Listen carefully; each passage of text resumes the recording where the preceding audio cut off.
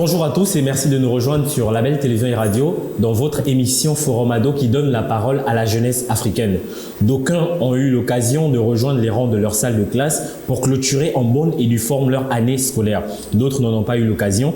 Avec nos invités aujourd'hui, nous verrons quelles ont été justement les problématiques liées à cette année scolaire 2019-2020. Mesdames, messieurs, bonsoir à vous. On va commencer par le monsieur à ma gauche, comme on le dit, honneur aux aînés. Vous êtes monsieur Emmanuel Bitegué, bonjour. Bonjour, monsieur Marvin. Monsieur Bitegué, vous allez bien? Très bien, merci. Ok, alors vous êtes président de l'ACE, l'Association des coopératives d'école. C'est bien dit comme ça? Effectivement. Voilà, 2018-2019, vous avez porté un plaidoyer pour les élèves au Sénat et devant la tutelle pour la suspension de la proposition de modification du décret 404. Oui. Et je crois qu'il s'agissait du décret sur les modalités de paiement de bourse, c'est ça? C'est un décret qui porte sur les modalités d'attribution de bourse. De bourse. Et votre plaidoyer s'est fait entendre? Le plaidoyer visait à la suspension et il faut d'abord préciser que c'était une proposition de modification. Une proposition de modification. Donc le plaidoyer visait à supprimer. À supprimer justement. Pour que la proposition ne soit pas adopté, mais je peux dire que notre plaidoyer a porté ses fruits parce que jusqu'alors la proposition est suspendue. C'est suspendu. C'est suspendu. C'est bon à savoir. C'est la seule demoiselle sur ce plateau et elle est à ma droite, mademoiselle Ponga Néné Céleste. Bonjour. Bonjour. Vous allez bien? Ça va. Alors vous êtes en classe de terminale et vous faites CG, comptabilité et gestion. Comptabilité et gestion, oui. Et ça se passe bien? Oui, ça va. Alors vous aimez chanter et par la musique comme ça, vous réunissez vos camarades, vous aimez communiquer par la musique et par elle, vous arrivez à comprendre certaines choses dans votre quotidien. Effectivement, oui. C'est une passion, ça vous vient d'où la musique? Cet amour pour la musique? Je crois que c'est inné parce que dans ma famille, tout le monde fait de la musique, de mon grand-père jusqu'à ma dernière petite sœur. Donc voilà. Vous êtes auteur-compositeur, vous avez déjà écrit quelque chose pour la célébration de votre bac dans quelques temps? Bon, pour ça, pas encore. Pour ça, pas encore. Pas encore. Ok, alors à votre droite, c'est monsieur Yinda Samuel, bonjour. Bonjour. Vous êtes en classe de première et vous faites une première ES. Effectivement. Un mot là-dessus, sur votre formation? ES, précisément dans mon système, c'est plus pour former les économistes. Et bon, on forme aussi un peu de scientifiques, mais le plus souvent, c'est plus économique. C'est bien compris. Qui est mis en valeur. Ok. Alors face à vous, c'est monsieur Malalou Zinedine Raoul. Bonjour. C'est bien prononcé? Zinedine en référence au footballeur? Pas vraiment. Pas vraiment. Ok, alors vous êtes également en première. Cette fois-ci, vous faites la première S, une série scientifique. Exactement. Un peu plus axée vers les sciences de la vie et de la Terre ou vers... Non, plus sur la physique et les maths. Bien reçu. Et ça tombe bien parce que vous aimez l'informatique et tout ce qui est en rapport avec la robotique. Exactement. C'est ce que vous comptez faire dans votre avenir universitaire? Oui. Ben, on vous souhaite bonne chance. Merci.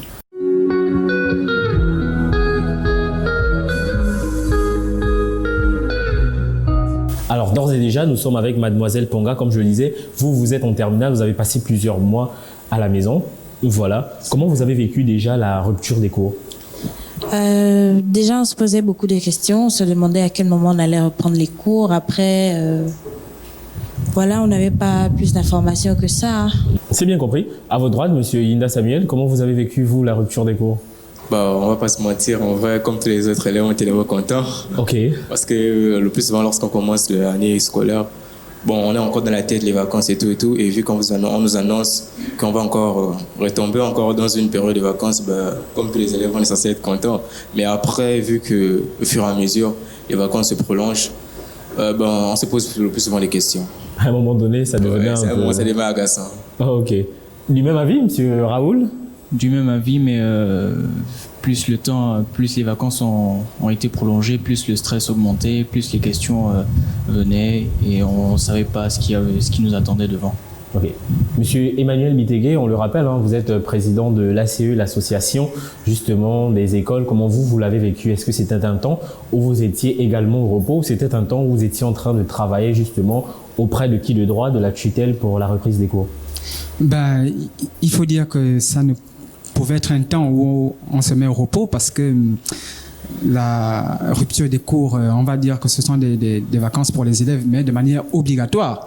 Il y a une situation qui a planté le décor, il fallait se jeter dans la mare. Alors, il y a eu beaucoup d'interrogations, notamment de part et d'autre, parce qu'il faut dire que l'association ici est un bras séculier entre les élèves, la tutelle et la tutelle pour les élèves. Donc, il y a eu beaucoup d'interrogations et on a été un temps soit peu dans le brouillard face au silence de la tutelle qui a fini par se prononcer. Mais il faut dire que la rupture en elle-même nous a poussé à voir beaucoup de choses dans notre système éducatif. C'est bien dit. Et lorsque la tutelle sort du silence, la première chose qu'elle annonce, c'est justement qu'il n'y aura aucun autre examen si ce n'est que le bac. Mademoiselle Céleste, comment vous avez accueilli cette nouvelle, sachant qu'il n'y a que le bac qui serait passé en territoire gabonais? Pour nos petits frères qui sont en classe d'examen, CM2, 3e et tout, on s'est posé des questions. Après, c'est une bonne chose quand même qu'il y ait eu l'examen parce qu'on se disait qu'il n'y allait rien avoir. Donc voilà, c'est déjà ça. Monsieur Samuel? Effectivement, moi je partage le même avis. C'est une bonne chose déjà qu'il y ait l'examen, mais pour les classes inférieures, notamment 5e année et 3e, ça me fait de la peine au fait. Du moins qu'il s'est préparé dans sa tête, il devait célébrer au fait sans BBC ou sans CEP. Vraiment, ça me fait de la peine. Chaque examen a sa valeur et il fallait considérer tous les examens. Okay. Mais vous maintenant, monsieur Emmanuel Métégué, comment vous avez géré avec la tutelle avant la prise de décision? Est-ce qu'il y a un travail qui s'est fait? Est-ce que c'est indépendamment d'échanges avec vous que ces décisions ont été prises? Il faut dire que l'association, par le canal qui lui est assigné, a bien sûr porté des propositions à la tutelle. Et il faut rappeler ici que quand on parle de tutelle, on parle du ministère de l'Éducation nationale et chargé de la formation civique. Lesquelles notamment, si vous permettez? Les propositions étaient portées notamment sur une possibilité dans le sens de la faisabilité d'une reprise de cours pour toutes les classes. Ok. Après, c'est vraiment courageux. Le ministre est sorti pour dire qu'il n'y aura que le bac comme examen cette année. C'est vrai qu'à chaud comme ça, c'était à la limite scandaleux, mais dans l'optique de la continuité d'un plaidoyer, le ministre nous a reçu notamment l'association et a apporté plusieurs explications qui renforçaient la décision de la tutelle. Et après cet échange-là, je pense que nous sommes revenus sur de meilleurs sentiments et on a pris le temps d'expliquer à ceux qui en avaient besoin. Après, il faut dire quand même que c'était une décision qui a soulevé plus d'un. Mais monsieur Raoulit, moi quand même, lorsque vous avez justement reçu cette information, si vous étiez à la place, qu'est-ce que vous auriez proposé? Est-ce que vous estimez que le gouvernement aurait pu trouver un palliatif pour permettre, ne fût qu'à ceux de 3e et ceux de CM2 de passer leurs examens? Alors, il faut prendre la situation au sérieux parce que on est dans le cadre d'une pandémie et les rassemblements, c'est interdit parce que les rassemblements, c'est une voie de propagation du virus. Et donc, pour ma part, je pense que le gouvernement a fait son maximum en acceptant que le bac, en acceptant que le bac comme examen qui aura lieu. Ça veut dire qu'ils ont limité au maximum les rassemblements. Parce que si on se disait, sachant que dans nos écoles, on peut avoir 200 personnes par classe, si on sait qu'on a peut-être 3 troisièmes dans une seule école, où en moyenne ils sont à 100 par classe, ça fait un gros rassemblement et le risque de contamination va être très élevé. Après, mademoiselle Céleste, si vous me permettez quand même, il faut dire que dans le cadre de la gestion de cette pandémie, il y a des hôtels qui ont été réquisitionnés pour accueillir comme ça des malades, des personnes affectées. Est-ce qu'on n'aurait pas pu trouver ces astuces-là de réquisitionner par exemple des établissements supérieurs?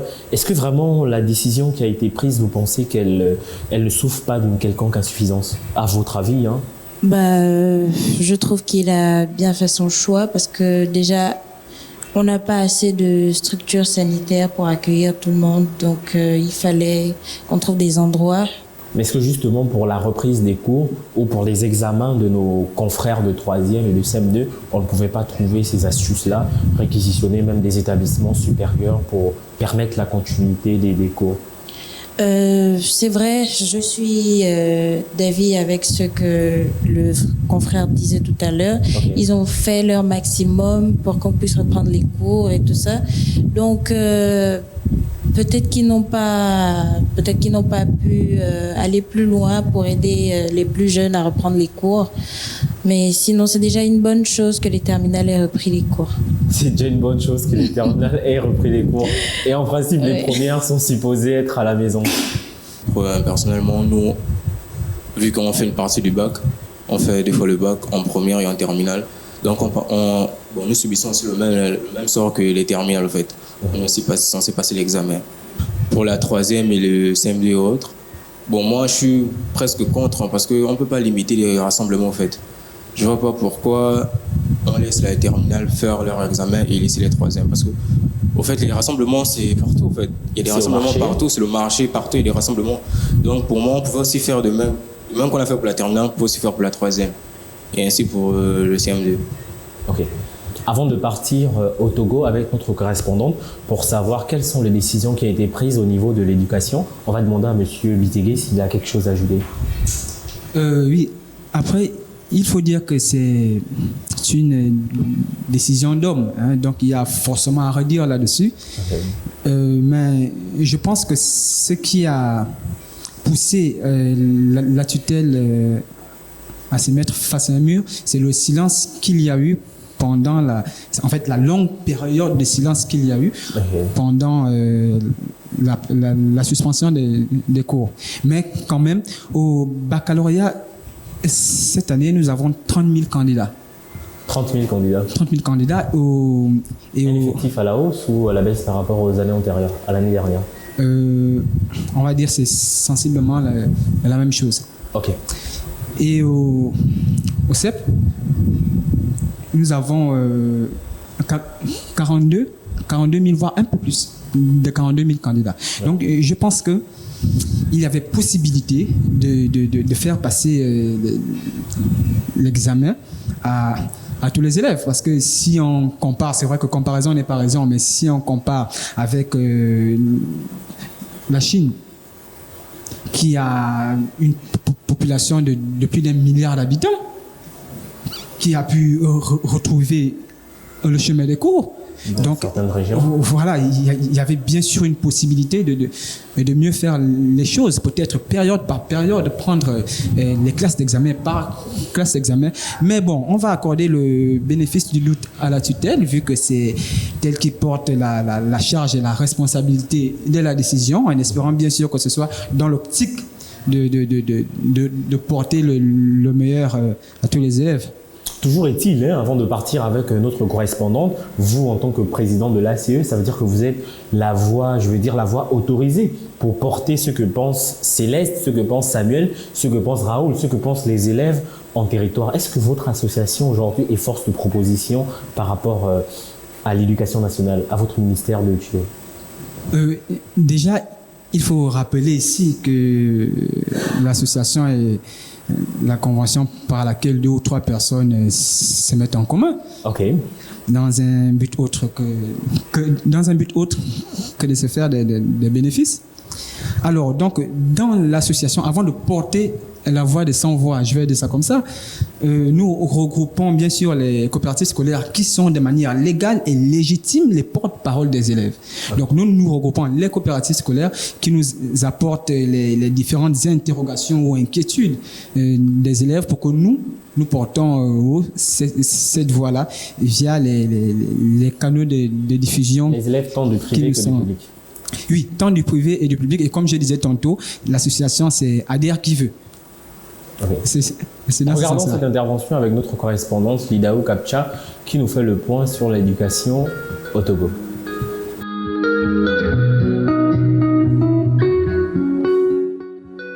Pour la situation scolaire par rapport au Covid-19 au Togo, le 12 juin passé, le gouvernement a annoncé la reprise des cours et cela ne concerne pas les élèves en classe de passage car eux, il faudrait leur constituer leur bulletin par rapport aux notes qu'ils ont eues au premier et au deuxième trimestre. Pour les classes d'examen, le CAP a déjà débuté le 14 et a pris fin le 24 juillet passé. et le CPD viendra ensuite. Ensuite, le bac 1. Il faudrait aussi noter qu'au Togo, la classe de première est une classe d'examen, ce qui fait le bac 1. Ensuite viendra le BPC et les élèves de terminale viendront clôturer le bal avec le bac 2 qui débutera du 24 au 28 septembre. Tout se passera dans le respect des mesures barrières prises contre le coronavirus. Et je souhaite bonne chance à tous les élèves.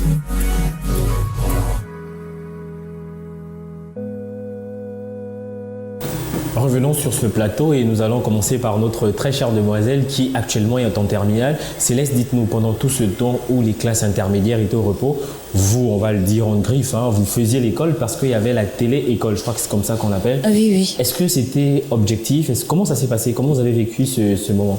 Il y avait des cours à la télévision. Les enseignants avaient pris des mesures.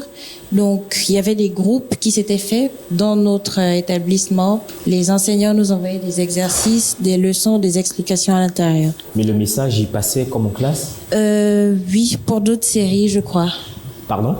Parce que toutes les séries n'y étaient pas. Ah, toutes les séries n'y étaient pas? Non. Et comment on faisait ceux pour qui, justement, il n'y avait pas de cours à la télé? Tous les établissements ont pris des mesures par rapport à ça. Tous les établissements ont eu, je crois, tous les établissements ont eu des groupes et les enseignants travaillaient avec les élèves par téléphone. C'est bien compris. En tout cas, sous le contrôle de Monsieur le Président, on en saura un peu plus. Samuel Hinda, dites-nous, aujourd'hui, la pandémie est venue nous faire comprendre qu'on ne pourra plus faire l'école seulement au présentiel. Je crois que le e-learning finira par s'imposer auprès de nous. Est-ce que vous pensez que d'ici l'année prochaine, le travail ou sinon l'école en ligne serait, dans notre territoire ou en Afrique en général, serait efficacement implanté? Je pense que ce sera compliqué que l'on reprenne les cours normalement comme auparavant. Je crois bien que les cours en ligne vont se poursuivre. Et vous pensez que ce sera une réalité? C'est vrai que vous, déjà, vous êtes dans un établissement, on va dire, privé. Il y a déjà des dispositions qui sont prises comme ça? Et effectivement. Mais bon, prions seulement que le Covid-19 parte parce que je ne pense pas vraiment qu'on va reprendre les cours comme auparavant. Je crois bien que les cours en ligne vont se prolonger. Effectivement, c'est ce que je disais, les cours ne pourraient plus revenir comme auparavant. Le e-learning s'impose.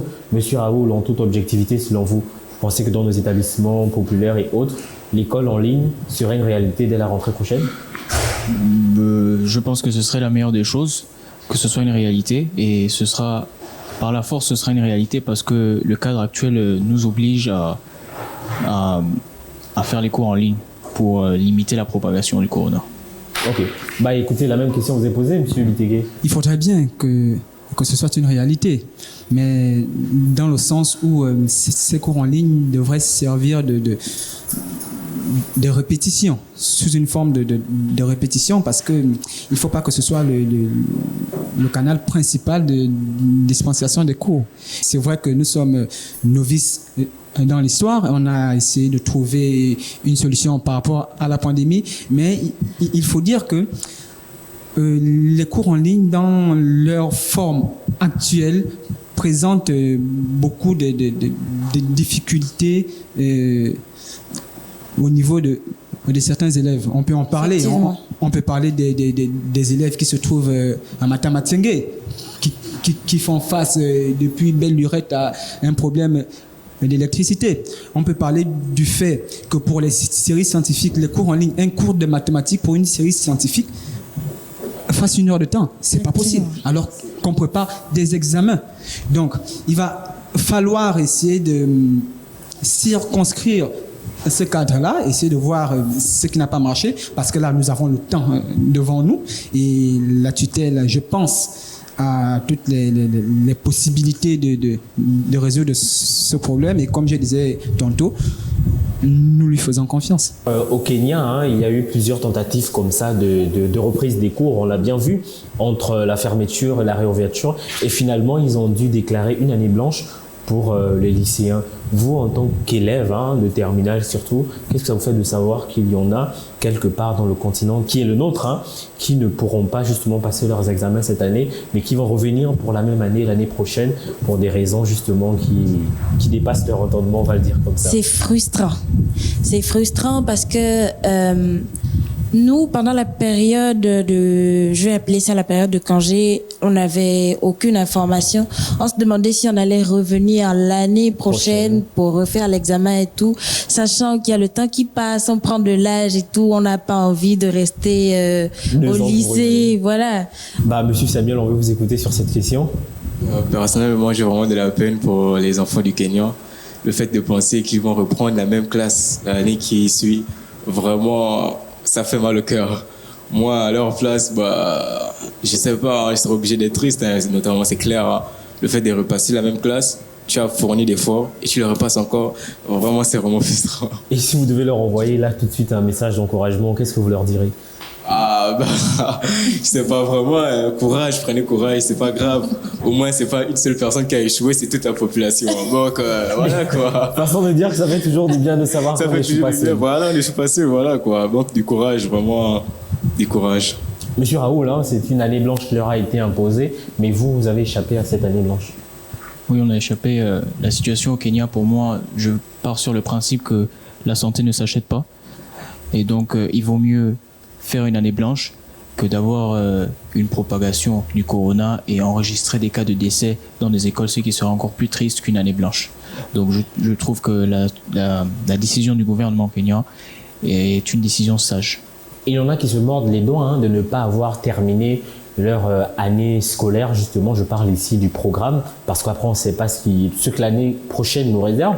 Est-ce que justement on reviendra sur ce qui n'a pas été vécu en fin de trimestre, ou est-ce qu'on va continuer dans ce qu'il faut voir en cette nouvelle année? Est-ce que ça suscite en vous un quelconque regret de ne pas avoir terminé par exemple votre programme? Ça suscite plutôt de l'inquiétude, parce que l'année prochaine, sachant que je suis en série scientifique, c'est pas quelque chose de facile. Et reprendre encore les bases de l'année passée et les remettre sur les bases de la nouvelle année, l'année de terminale, ça va faire un double travail et c'est assez contraignant. Ce qui fait que la préparation au bac ne sera pas au maximum. Ça peut déranger. Okay.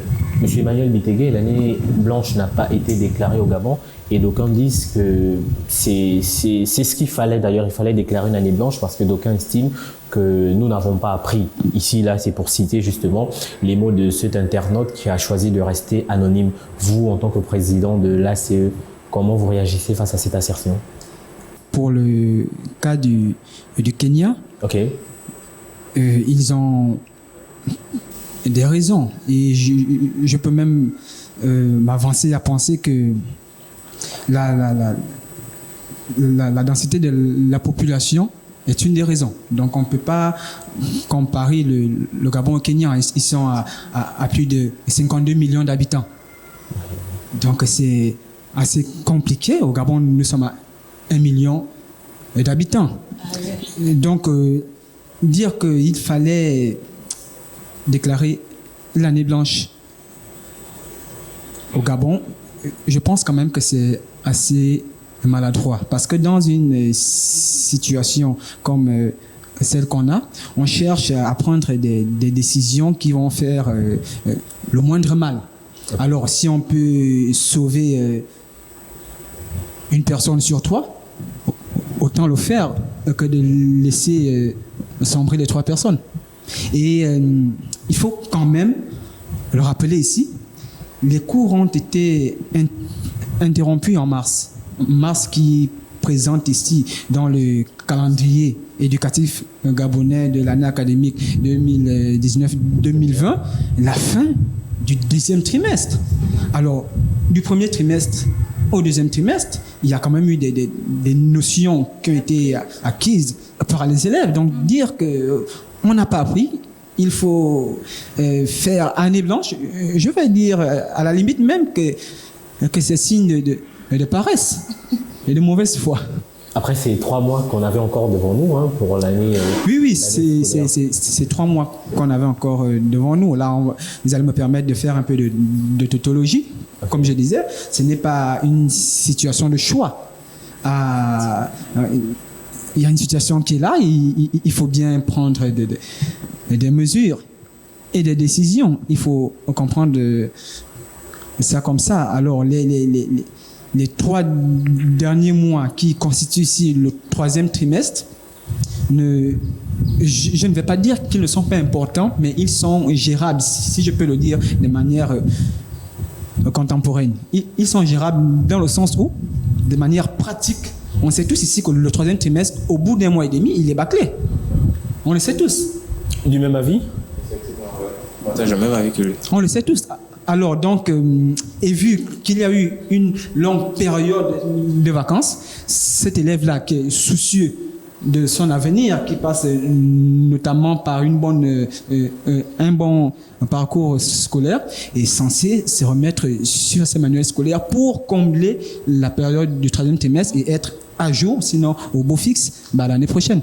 En tant que président de l'ASU, vous avez participé comme ça à la réunion avec le ministre justement de l'Éducation nationale lorsqu'il a communiqué de façon officielle les modalités de passage en classe supérieure justement pour nos confrères qui sont dans les salles de classe intermédiaires.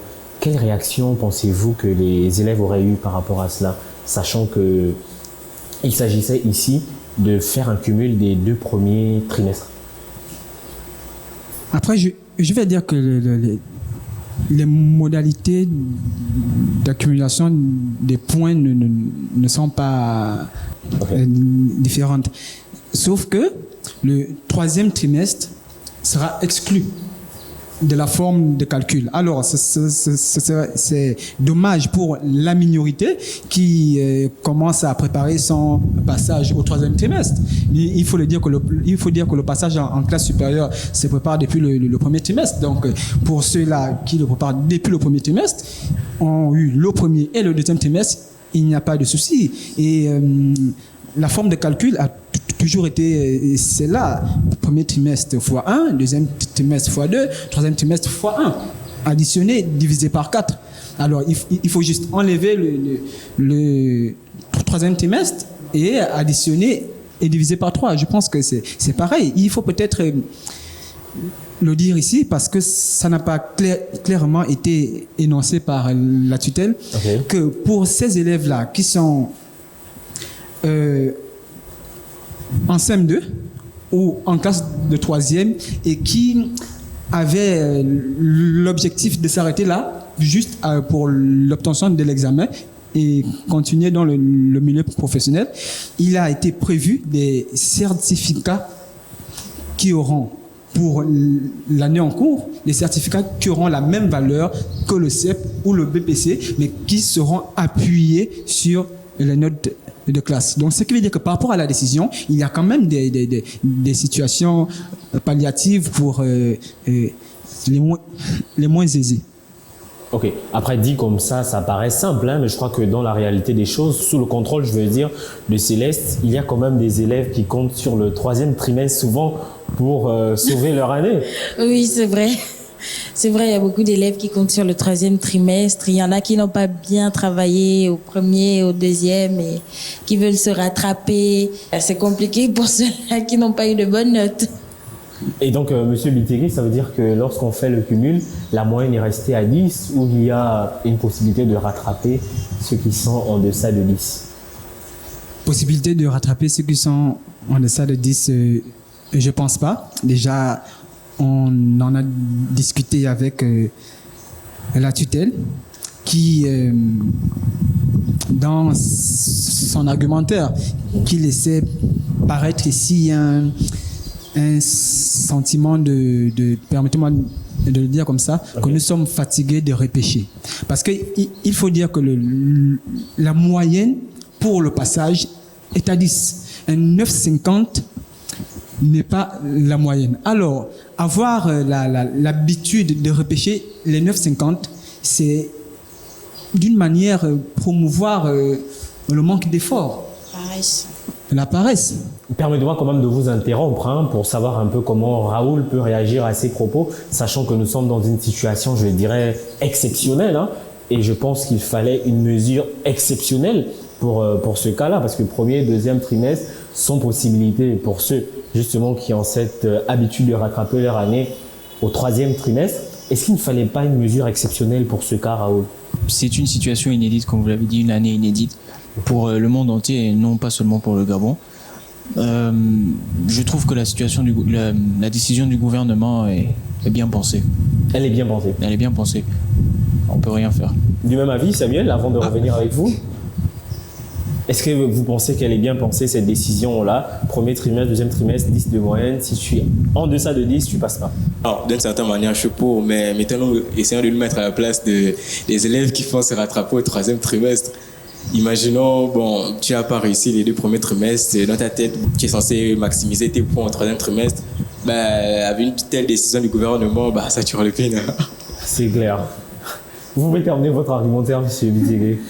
En situation urgente, mesures urgentes, et bien sûr, il y aura des personnes qui seront défavorisées, mais bon, elles ne peuvent que s'en prendre à elles-mêmes. Effectivement. Et je pense que dans l'optique du rattrapage, si dans le calcul ou la forme de calcul pour l'obtention d'une moyenne en classe supérieure, si le deuxième trimestre est multiplié par 2, c'est parce qu'on pense bien sûr au rattrapage. On sait que le premier trimestre, les élèves sont encore un peu éblouis par ce qui s'est passé pendant les vacances et autres. On peut avoir des explications sur le fait de ne pas avoir la moyenne, mais au deuxième trimestre, on doit redoubler d'efforts parce que non seulement au premier trimestre, on n'a pas eu la moyenne et que le deuxième trimestre est le dernier virage. Alors, ce trimestre-là est multiplié par 2 pour pallier au manque de moyenne qu'il a eu au premier trimestre. C'est pourquoi il n'y a que le deuxième trimestre qui est multiplié par 2. Alors, il y en a qui se sont fait leur propre manière ou possibilités de calcul et qui ont tout misé sur le troisième trimestre. Et j'espère bien qu'ils vont se ressaisir et que l'année prochaine, ils vont changer de méthode. Bon, je crois que le son de cloche, quand ça vient d'un étudiant ou d'une personne qui a déjà terminé avec les études universitaires, ce n'est pas la même chose que d'écouter une personne qui est sur le terrain. Si vous devez parler à la place justement de vos amis, qu'est-ce que vous direz par rapport à cette situation? Quel retour vous avez justement de vos camarades par rapport à cette situation? Nous, les élèves, on aime tellement paresser. Beaucoup ont pris l'habitude de ne compter que sur le troisième trimestre pour leur passage en classe supérieure. Et dans ce genre de cas-là, vu qu'on est dans une situation vraiment nouvelle, dans ce genre de cas-là, on ne peut s'en prendre qu'à soi-même. Ok. Donc, voilà. Le Cameroun est au rendez-vous dans cette émission. Nous allons écouter Eden Chania qui nous fait le point du côté du Cameroun.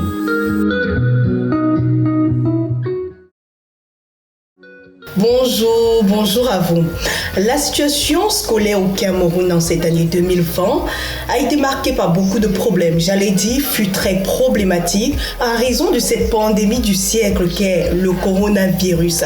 Alors le gouvernement camerounais a décidé l'arrêt définitif des cours au mois de mars dernier, mars 2020. Les élèves en classe intermédiaire, c'est-à-dire 6e, 5e, 4e, ont dû stopper avec l'école et on a eu à considérer leur moyenne trimestrielle, voilà leur première moyenne, celle trimestrielle du premier trimestre, comme on le dit si bien ici au Cameroun. Alors, en ce qui concerne les élèves en classe d'examen, c'est-à-dire 3e, première, terminale, on a dû repousser leurs examens au mois d'août, dont ils ont d'ailleurs déjà composé. En ce qui concerne la rentrée définitive ici au Cameroun, cette rentrée est officielle octobre 2020, donc octobre prochain, c'est déjà officiel. Voilà un peu ma vie, la température scolaire ici au Cameroun. J'espère que j'ai bien répondu à votre question. Portez-vous très bien et à très vite.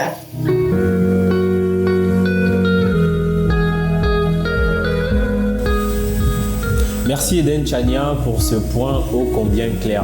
Et justement, j'aimerais savoir, Monsieur Yinda Samuel, lorsqu'on regarde cette année scolaire, est-ce que le téléphone influe sur les résultats d'un élève? Parce que nous savons que la situation du téléphone, qu'on soit dans un établissement privé ou public, il y a certaines restrictions. Je crois qu'au privé, ce n'est pas autorisé. Et dans certains publics, on permet justement aux élèves d'entrer avec leur téléphone en salle de classe. Mais est-ce que vous pensez que l'utilisation du téléphone en milieu scolaire peut jouer, on va dire, défavorablement sur les moyens d'un élève? Bon, on va pas dire défavorable. En fait, il y a plus d'avantages avec le téléphone. Ok. Certains élèves, bon, ayant le téléphone, ça essaie de remonter leur moyenne. Ils ont trouvé leur manière d'étudier, en fait. Mais il y a plus d'avantages et aussi plus d'inconvénients, en fait. Par exemple, dans mon école, pour ceux qui n'ont pas des fournitures, bon, on va pas dire fournitures, pour ceux qui n'ont pas des romans, censés lire un livre, si je n'ai pas la capacité d'avoir ce livre, sur Google, je peux le trouver. Et donc, si à la maison, tu ne peux pas lire ça, pendant la pause à l'école, tu peux essayer de le lire. Voici quelques avantages du téléphone. Mais il y a aussi d'autres inconvénients. Le fait de, par exemple, tricher. Moi, je ne veux pas dire que c'est l'avantage, c'est l'inconvénient, tricher. Dites-nous, comment on fait pour tricher avec un téléphone en classe? Révélez comme ça quelques méthodes. Personnellement, je ne sais pas trop comment ils font. Monsieur Dinda, qu'est-ce que vous voyez en classe souvent? Même si vous ne le faites pas, on vous le croit. Si vous avez un professeur vigilant, c'est pas facile de tricher. Mais si, parce que dans notre salle de classe, nous, par exemple, dans notre salle de classe, on est à 6. C'est que vous êtes tous là, le professeur, il vous voit, vous êtes qu'à 6 là, vous ne pouvez pas tricher. Mais dans le système public, le système gabonais, notamment le système public et autres, vous êtes plus de 120, par exemple, dans une salle de classe, disons 120 dans une salle de classe. Si tu es au fond de la classe, tu triches, je ne sais pas comment je vois pas un professeur qui va surveiller 120 élèves en même temps, à part s'il fait la sorcellerie, bien sûr. C'est bien envoyé celle-là. Mademoiselle Céleste, le téléphone comme ça dans votre établissement, est-ce que vous pensez que son utilisation peut jouer sur les résultats d'un élève? Je ne pense pas, mais c'est pas une mauvaise chose d'avoir le téléphone. Comme le confrère disait, il y a des avantages, il y a des inconvénients. Les inconvénients, c'est les raisons pour lesquelles il y a des restrictions dans les établissements, et les avantages, c'est que des fois, il y a certaines explications que les enseignants donnent qu'on n'a pas le temps de noter, donc on peut enregistrer directement, comme c'est le cas maintenant. Donc voilà. Effectivement, après, à côté de ce que vous dites, on se rend compte que les élèves, généralement, n'ont plus cette attitude-là de dépenser de l'argent pour acheter un dictionnaire en papier. Avec un téléphone, on peut frapper la recherche et rapidement trouver la signification d'un mot. Et donc, si vous devez parler à vos responsables d'établissement, qu'est-ce que vous leur direz? Par rapport au téléphone? Par rapport au téléphone. Laissez-nous manipuler le téléphone. Laissez-nous manipuler le téléphone. Monsieur Raoul, la question vous est posée également. Ça dépend de comment l'élève utilise son téléphone. Vous, déjà, comment vous l'utilisez à l'école? Moi? Oui. Pendant la pause, j'écoute ma musique tranquille. Dans votre établissement, le téléphone n'est permis que pendant la pause? Oui, pendant la pause, oui. Il est permis, mais on peut l'utiliser parfois en classe pour, comme Samuel a dit, pour lire un roman. Si on l'a pas acheté, on l'a téléchargé ou on l'a acheté sur Internet. On peut le lire en classe. Et j'ai essayé de prendre des cours, j'ai utilisé le téléphone, j'ai essayé de prendre des cours sur mon téléphone. Et c'est quelque chose de pratique parce que ça limite la charge dans le sac. Et c'est pratique, on cherche pas, on n'a pas besoin de pager, on tape seulement la requête de ce qu'on veut, on a ce qu'on a fait, ce qu'on a écrit, ce qu'on a noté. Et je pense que le téléphone, pour ma part, c'est quelque chose de très utile à l'école. Et aujourd'hui, vous pensez que nos responsables d'établissement gagneraient justement, je ne dirais pas à trouver un équilibre, mais à légaliser ou sinon à encadrer justement l'utilisation du téléphone? Parce que pour la plupart de nos établissements, c'est proscrit, c'est interdit. Oui, mais dans une mesure où l'école fournit par exemple des tablettes, des appareils un peu connectés pour qu'ils puissent contrôler ce que les élèves font sur leur téléphone ou sur leur tablette qui reste à l'école. Donc c'est mieux que d'utiliser un téléphone, c'est géré d'utiliser un téléphone, la direction gère les recherches et tout ça pour que ça parte pas dans tous les sens. C'est bien dit. Monsieur Bitegué, Emmanuel, est-ce que dans vos rapports justement avec les élèves, parce que vous êtes à la tête d'une association qui coiffe les coopératives des écoles et donc vous avez des retours directs des élèves, est-ce que vous pensez que l'utilisation du téléphone influe quelque part sur les résultats d'un élève? Après, il faut dire qu'il y a l'utilisation du téléphone par l'élève et l'utilisation du téléphone en milieu scolaire, donc notamment pendant les heures de cours. L'utilisation du téléphone par un élève, on ne saurait circonscrire sa manière d'utiliser son téléphone. Mais par contre, l'utilisation du téléphone en milieu scolaire, donc notamment premièrement dans l'enceinte d'établissement, devrait être autorisée. Parce que ces derniers temps, on fait face à une montée de phénomènes de délinquance juvénile dans les établissements. Alors, on a parfois besoin d'appeler les parents d'un élève en urgence. Et pour ça, il faut bien que l'élève ait son téléphone, avoir le numéro de papa ou de maman. Ça, il le faut, ou faire des recherches pendant la récréation, dans la salle de permanence et autres. Mais il faut peut-être accentuer la surveillance ou interdire même l'utilisation du téléphone pendant les heures de cours. Parce que là, ça devient dangereux. On parlait ici de tricher. Moi, j'ai mon téléphone pendant les heures de cours. Pendant un devoir d'histoire géo, et j'ai besoin d'avoir une date, et ben tranquillement sur Google. Tranquillement sur Google. Et là, ça entraîne une paresse. Ce n'est plus une question d'existence, c'est un fait. Le téléphone, il est là, on doit l'utiliser parce que le monde est dans une perpétuelle mutation. Mais par contre, on peut contrôler l'utilisation du téléphone pendant les heures de cours et même l'interdire. Parce que si avec tout ce que le téléphone peut nous mettre à disposition, si on continue d'aller à l'école, c'est parce qu'on veut travailler notre intelligence.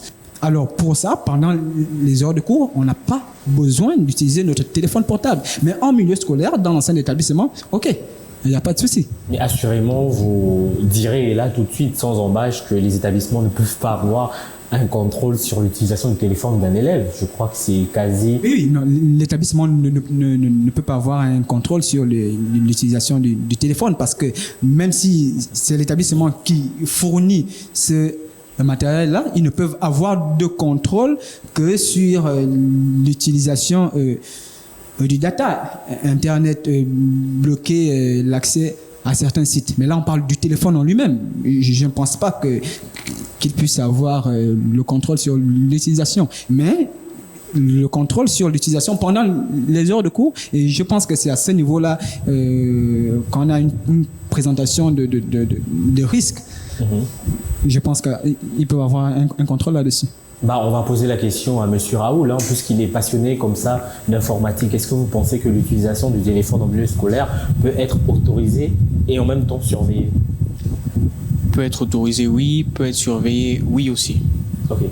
Parce que on sait que si on fait une bonne base de données, on sécurise bien l'appareil, le téléphone. On limite l'accès à certains sites, comme l'a dit notre confrère tout de suite. On limite l'accès, on limite les téléchargements, beaucoup de trucs. On limite beaucoup de trucs, on fait beaucoup de limitations et on fait de telle sorte que le téléphone reste un outil de travail. Alors là, c'est contrôlé totalement. Pas totalement, mais contrôlé au grand maximum et il y aura peu de risques de perte de contrôle. Et sur un plan de vue très pratique et technique, il faut penser qu'un établissement, aujourd'hui un établissement moderne, peut se permettre cette technologie de façon pas très difficile. Non, pas très difficile. Il faut juste faire appel à un informaticien et il fait le travail. Ça dépend. Okay. Céleste, vous êtes en train de terminer comme ça votre année de terminale. Dans quelques temps, on va le dire ainsi, vous allez dire au revoir au lycée. Pour les générations qui arrivent, est-ce que vous dites oui à l'utilisation du téléphone dans nos salles de classe? Oui. Oui, je dis oui à l'utilisation des téléphones dans les salles de classe. Et vous, là, tout de suite, si vous pouvez nous citer quelques éléments qui sous-tendent le fait d'utiliser le téléphone à l'école, en quoi ça vous aide pratiquement? Ça nous aide, on peut faire des recherches, on peut enregistrer, comme je disais tout à l'heure. C'est utile et en cas d'incident, on peut appeler directement les parents, comme disait notre confrère. Okay. Donc voilà, c'est utile. On l'a bien compris. Allons écouter M. Patrick Bétomé, notre correspondant au Bénin.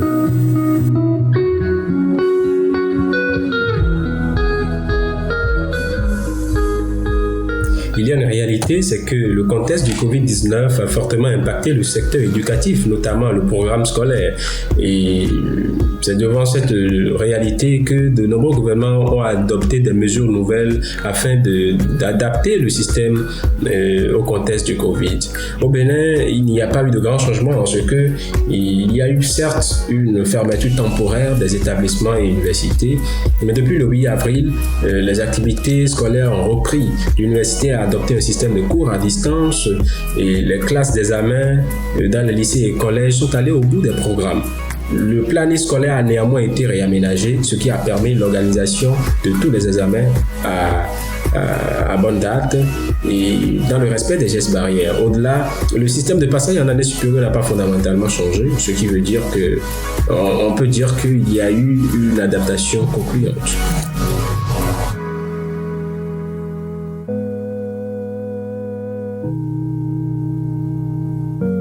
Alors nous sommes en train de tirer comme ça vers la fin de cette émission. Céleste, dites-nous, vous sortez comment de cette année académique 2019, cette année scolaire, excusez-moi, l'académie est restée dans ma tête, cette année scolaire 2019-2020, qu'est-ce qu'elle vous aurait appris cette année ?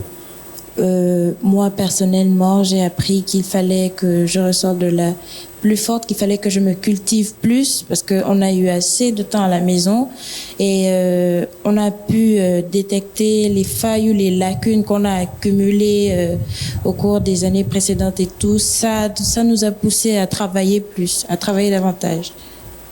Ok. Une année inédite, Samuel, une année sans précédent. Comment vous sortez de cette année scolaire ? Moi, personnellement, je retiens il y a quelque chose qu'il ne faut pas compter seulement sur le 3e trimestre. C'est bien dit, ça. On est censé se cultiver, au fait, pendant ces périodes-là. Censé se cultiver au fur et à mesure pour garder le feeling. Parce que moi, personnellement, on n'a pas eu cours depuis février dans notre école. On n'a pas eu cours depuis février parce qu'on était déjà en vacances. Ah, ok. Ce qui fait que ça fait plusieurs mois.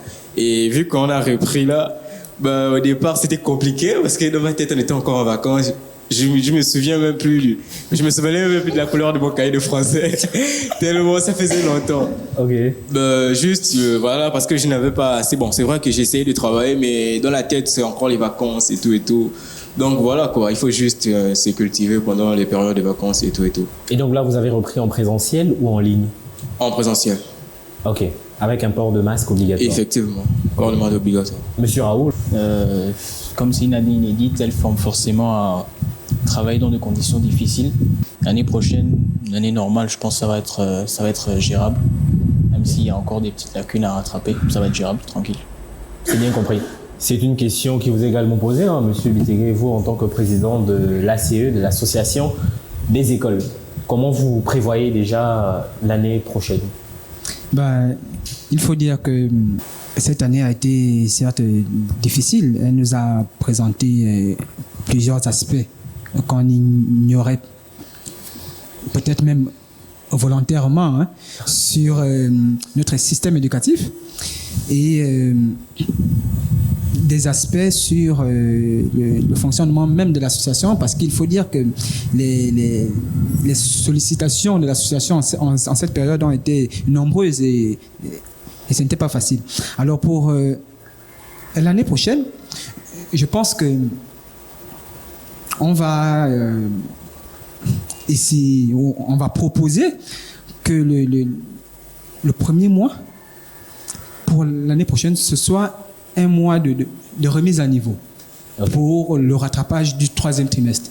Il faut vraiment que l'école commence de manière différente, parce qu'il y a toujours une nonchalance qui est observée lors de la rentrée scolaire. Il faut vraiment qu'on frappe sur le mur et qu'on commence vraiment sérieusement, et que le premier mois, ce soit un mois de révision pour ces élèves-là qui sont en classe supérieure par rapport à l'année passée, pour essayer de rattraper le niveau du 3e trimestre de l'année passée.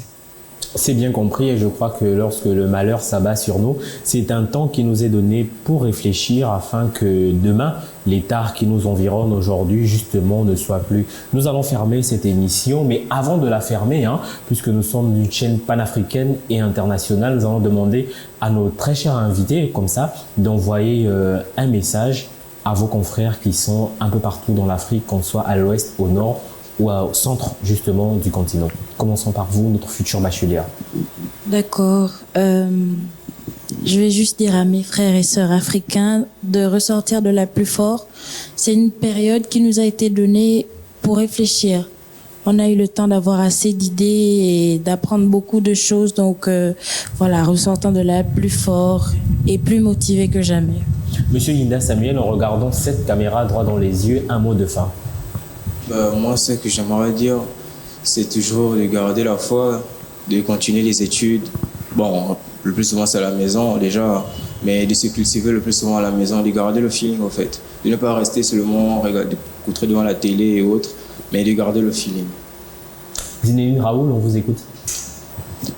On a affronté le pire, donc ça veut dire que l'année prochaine, comme je l'ai dit tout à l'heure, on sort de là plus fort et plus fort, plus déterminé que jamais. C'est bien compris.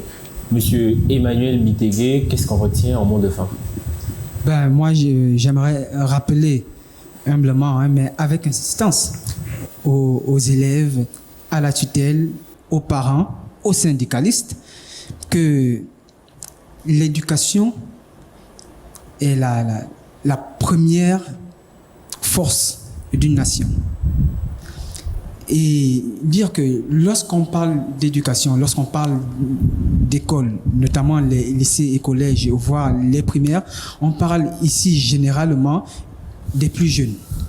Alors, ajouter à cela, il faut dire que la jeunesse est le futur. La jeunesse va porter l'espoir pour des lendemains meilleurs. Alors, le bras de fer qui se passe en ce moment entre les syndicalistes, notamment le secteur de l'éducation et la tutelle, bien sûr, les raisons sont partagées, mais il va falloir se mettre autour d'une table et trouver des solutions pour que l'éducation soit sauvée, pour que les élèves puissent, notamment les élèves de terminale, puissent aller au bac et obtenir leur examen. Merci Monsieur Bitegué. Nous fermons cette émission sur cette note. Au jour du malheur, réfléchis. Au jour du malheur, réfléchis. Et coronavirus est venu mettre en exergue comme ça les tares de nos différents systèmes éducatifs, de nos États, sortant encore un peu plus grand de cette crise, de cette pandémie. Merci d'avoir regardé cette émission et on se dit au revoir pour un prochain numéro. Sur ce, que Dieu bénisse les enfants d'Afrique.